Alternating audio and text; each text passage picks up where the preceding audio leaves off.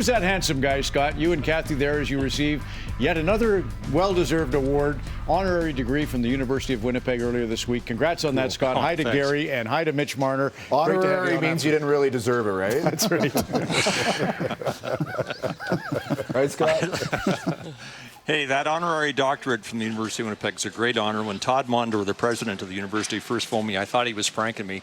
I got some great advice from my brother and my daughter-in-law. They're both medical doctors, and they said to me, when you're on a plane, if they ask if there's a doctor on board, do not stand up.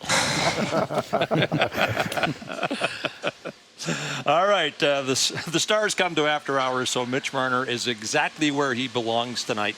Hey, 9 years in the East, so we never really have had a chance to have you on this program. So I can only imagine how eagerly you've anticipated your first appearance, either that or you've never heard of the show. No, I was actually thinking that too. I mean, 9 years, and we play every night on Saturday night back in Toronto, and never got the opportunity. So thanks for having me finally. We're glad you're here. All right, 8 points in 6 games, 2 goals tonight, the second an absolute beauty. So we'll call that a good start with the Golden Knights. Gary. Yeah, you had been the dish guy really up until tonight, and then were you excited or looking forward to finally to scoring? Yeah, definitely. It always feels good to score. You want to score goals, especially when you get opportunities around the net.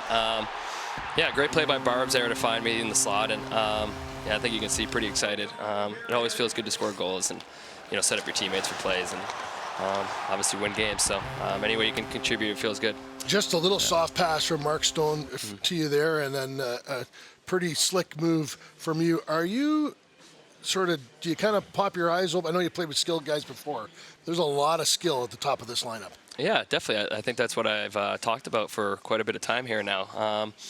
It's quite remarkable to just see the little plays these guys make around nets. A lot of skill. I think the more thing I watch and amazed by is how good these guys are at using their bodies, protecting pucks, making plays in that short little 5 to 6 foot range, and the deception of all of it in between it. So it's been a lot of fun to watch and been a lot of fun to be a part of. Let's go back to that second goal. I think 90% of players would simply have tried to shovel it past the goaltender, but you had the confidence to make this move. Where does that come from?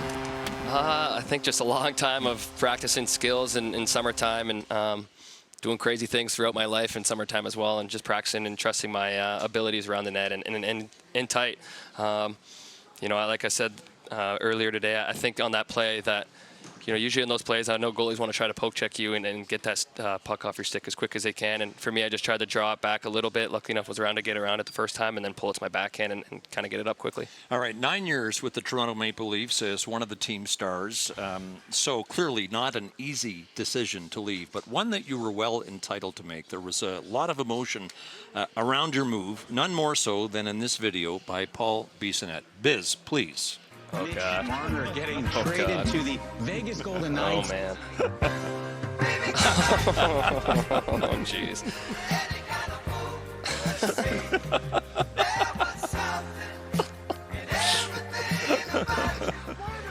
All right.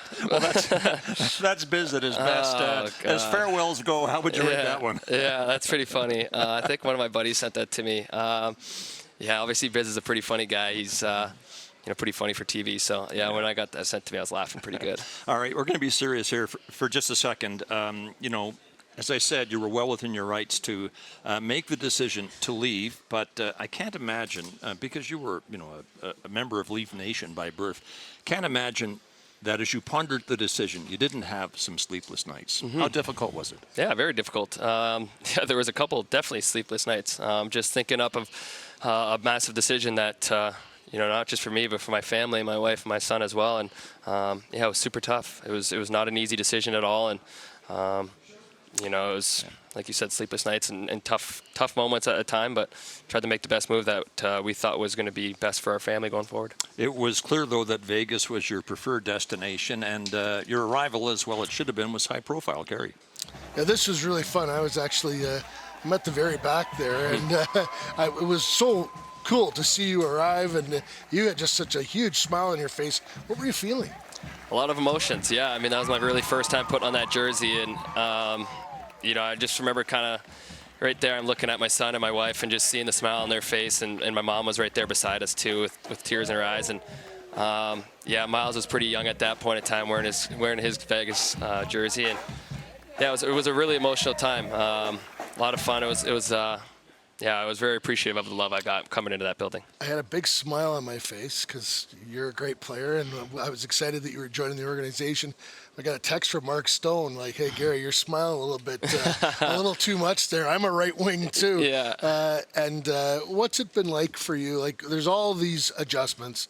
Playing is one thing, but going from a place where you've been, one of the guys for a long time to being, just a new guy in the room, and how has that adjustment been for you? Yeah, it's been great. Like I've spoke about quite a bit, the guys in the locker room have been awesome. They've been very, very open. Open arms for me and my wife. A lot of dinners, a lot of nights just hanging out with one another, talking.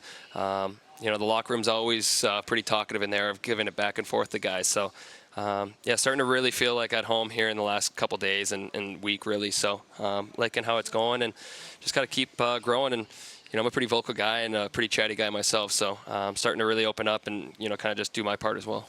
As you know, Mitch, Vegas goes for it every year. And it seems that every high-profile player who's ever available, it's at some point linked to the Vegas Golden Knights. So here's how GM Kelly McCrimmon explained your acquisition. With Mitch Marner, we're getting one of the best forwards in the National Hockey League. Elite playmaker, tremendous passer. Over his past 4 seasons, he's averaged 30 goals and 100 points, 102 points this past year. Dynamic. Our fans will love this player. He really adds to our team. He adds to our offense. It gives us another, F1 star at the forward position, which we really feel is important. I think that it improves our team tremendously. So the press conference was going great until your father crashed it. Yeah, of course. Yeah, a little phone. Well, I think we have it here. Yeah. I've been on some very good teams. Can't ever leave his phone off on loud, eh? Sorry, everyone. That's my father, eh? New. Probably getting a call from one of his best buddies, George. Welcome to Vegas, I'm sure they're eh? both watching too, laughing now. But yeah, he can never have his phone on silent. He's got the Samsung too. I always tell him. I told him before. I said, put your Samsung on mute here. Of course he didn't. Well, maybe he doesn't know how to do it. I know. That could be happening too. That's what.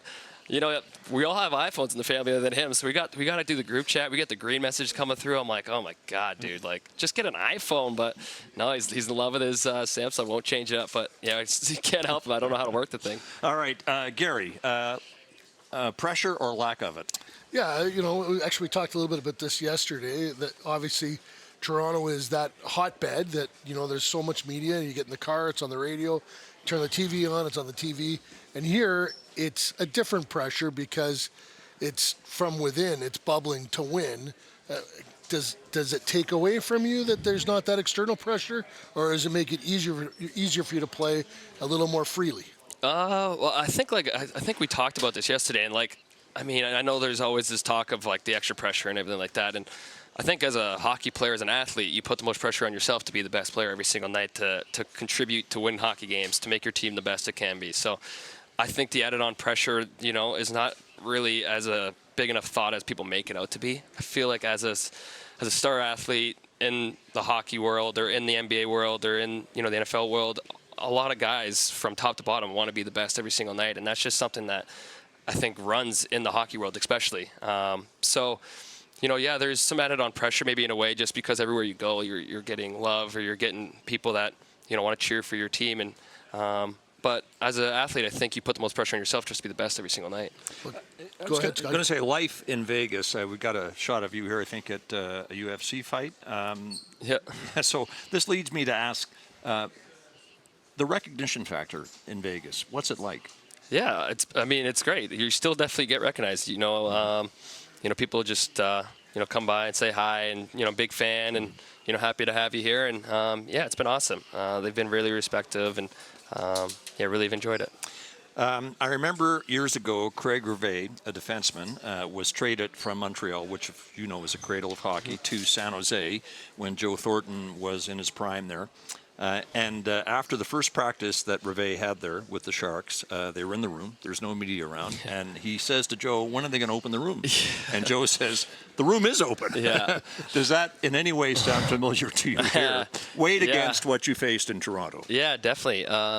No, for sure. That is a pretty funny thing is, you look up in the crowd and practice and kind of don't know where the cameras are, the media people are. And obviously that's a big part in Toronto is, a lot of cameras, a lot of footage, a lot of stuff going on through practice to get, insight of what's going on. So, yeah, I had that little bit with Stoney and Ikes and saying, what is this all that's coming in the locker room for media? But it's pretty funny how it definitely is a different change. Well, that's not to say that the Vegas Golden Knights room is void of media because the team does get great coverage, but it's not anywhere close to Toronto. And where is? Toronto is jammed with cameras, reporters, writers on a daily basis.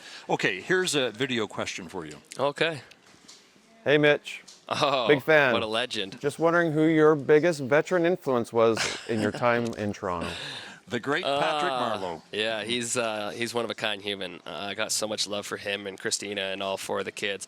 I mean, there's so many. Patty was a massive one to me. He really was. Yeah, there's me, Tone, and the boys. Patrick and his 6 kids. Yeah. We're missing one, actually, yeah. Well, we're going to see him here in a second. There he is. Yeah.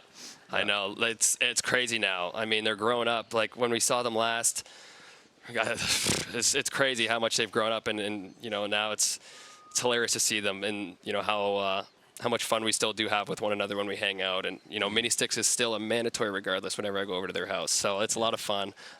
Him, Jumbo, Matt Martin, I got a lot of love for those 3 guys.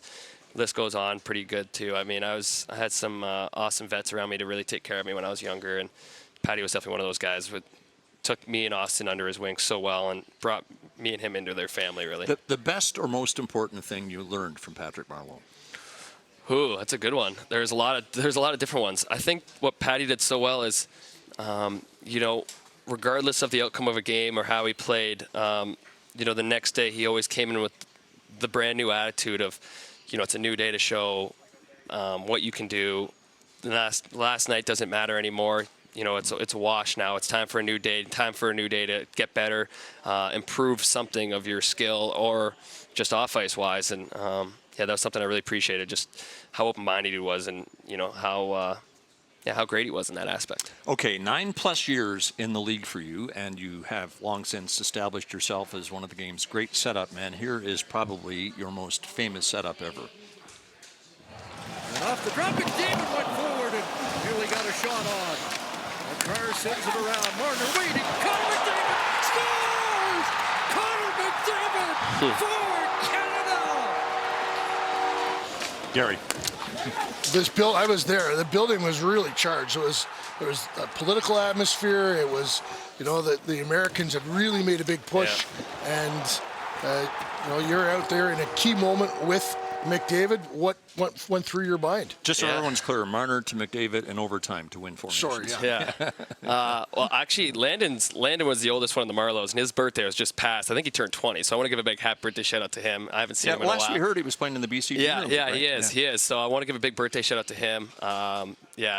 He's an awesome kid. So I just want to give a big birthday shout out to him. But that was a pretty special moment. Obviously, that's something that I'll never forget. That was something that was really special. I remember after when we won, in that corner, I remember when I looked up, I saw my brother, my wife, and my mom and dad, and just the smiles on their face when I was going towards them with the trophy. I remember it was a pretty special moment. Then getting to see them after and everything was amazing. But I got to give a big shout out to Binnington there too. He made some massive saves in that overtime, kept that game from not ending. And then luckily enough, I just was at the right place at the right time. Made a great play to Connor that he did a great play of getting open and high in that slot and finding a quiet area. And luckily enough, I was able to just put on his tape and he did the rest. How much has the 4 nations in general, whet your appetite for the Olympics? Yeah, it's very exciting. It's I've said this so many times. Like, as a kid, you want to grow up and you want to put your national jersey on it and play for your country. So a dream is always to play for the Olympics.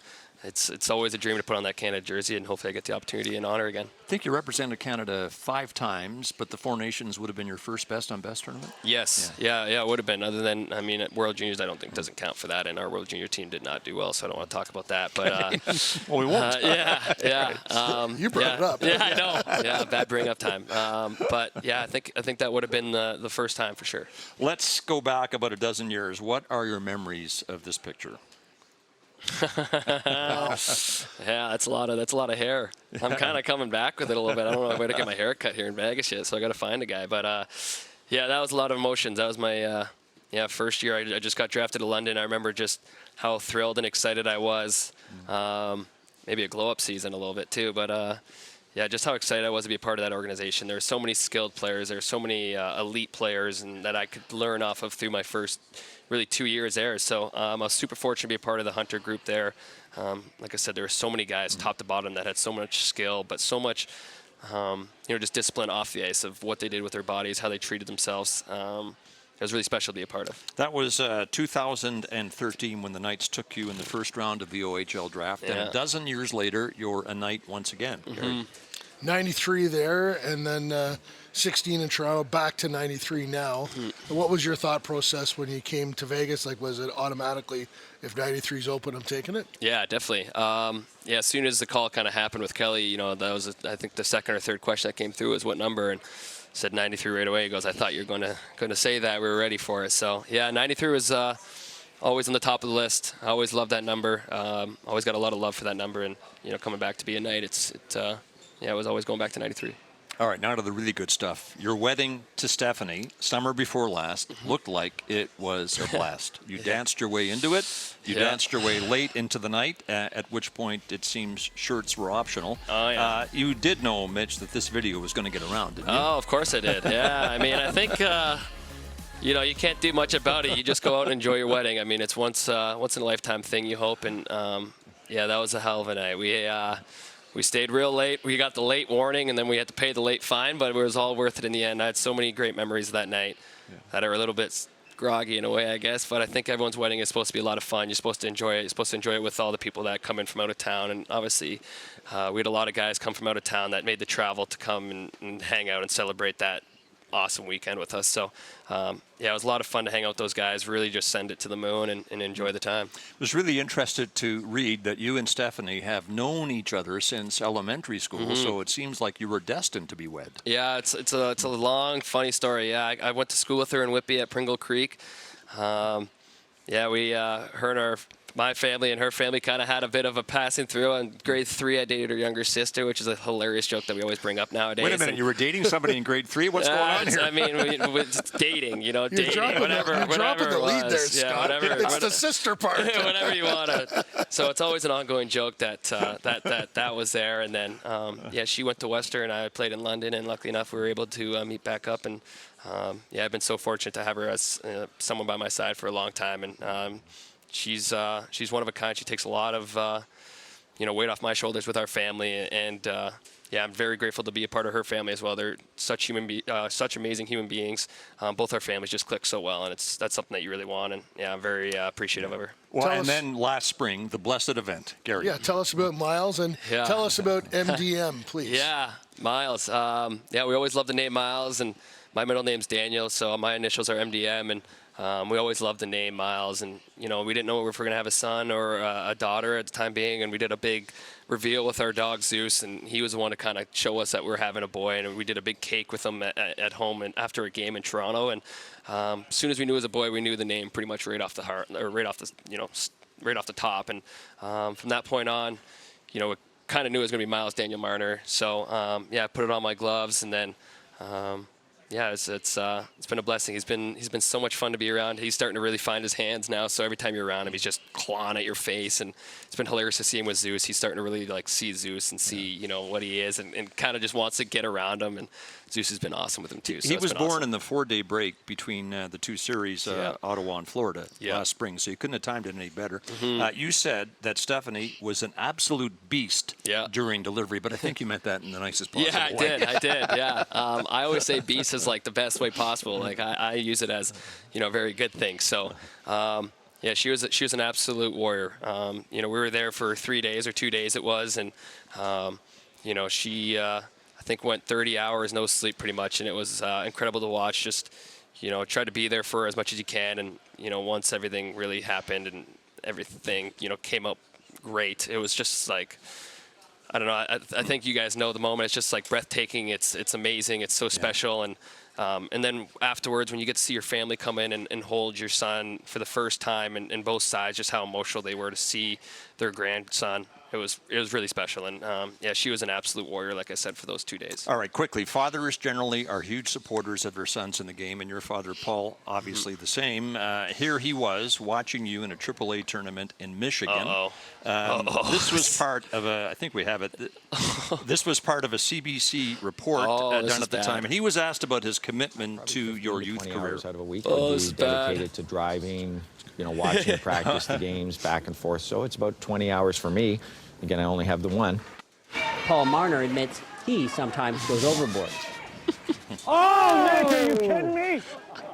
Myself, like a lot of dads, that we get probably too involved in the game. A lot of people have this vision that their kid is going to go somewhere, and they get really involved in it. And it's like we're living our life through our kids. And if we could all stay a little calmer, it'd probably be a better environment in the rink for the kids as well. Hey, but he was right about one thing. You were going somewhere. That was back in 2009. Where's Paul figured in your career? Oh, I mean, he's the reason why I've where I am now today. The amount of sacrifice him and my mom have put into my life and my brother's life to, not just become a hockey player. It wasn't, I know that seems like my dad just wanted me to become an NHL hockey player, and he really did, because I think he saw that there was potential there. But he was open to letting us do whatever we wanted to, and he was always willing to take us anywhere to play any sport at any time of the day, any time of the night. And he was really, so special to both me and my brother, just always trying to help us out in the best way possible to figure out where or how we could get to a hockey game, and how him or my mom could get off work to figure that way out. And I'm so appreciative of my father. He's one of a kind. I'm without him in this world, who knows where I am and where I could be. So another great story about that hat also. Sorry, I know we gotta go. Another great story about that hat is my father. We gotta go. Yeah, my father-in-law at the wedding put it on and did his speech in it. It was amazing. Oh, yeah, good. Yeah. All right, got it. Thanks, Mitch, for joining us. Guys. Really appreciate it. Mitch Marner, second phase of his career, will return to Las Vegas.